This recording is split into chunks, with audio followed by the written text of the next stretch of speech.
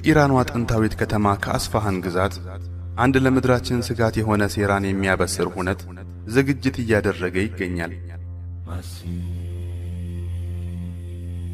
በዚያ በምስራቁ ዓለም እጅግ ጥንታዊ የሚባሉ የአይሁድ ማህበረሰቦች በሚገኙበትና እስከ ዛሬም ድረስ አልየሁድያ ተብሎ በሚጠራው ሰፈር ውስጥ ከ1400 ዓመታት በፊት ረሱል ሰለላሁ ዐለይሂ ወሰለም የተናገሩለት አስፈሪ ምስጢር ምድርን እያናወጠ ይገኛል።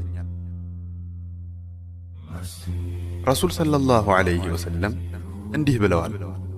ደጃልን ከአስፋሃን አይሁዶች መካከል 70,000 ሰዎች ይከተሉታል። ሁሉም ጠያሊሳ አልያም ጥምጣም የለበሱ ናቸው። ሰደቀላሁል ዐዚም። ረሱል ሰለላሁ ዐለይሂ ወሰለም የገለጹት ይህ ሰራዊት ልክ ለዘመናት በጥንቃቄ የተዘጋጀ ጦር ይመስላል። ታዲያ ዛሬ የአይሁዶች መንደር ተብላ በምትታወቀው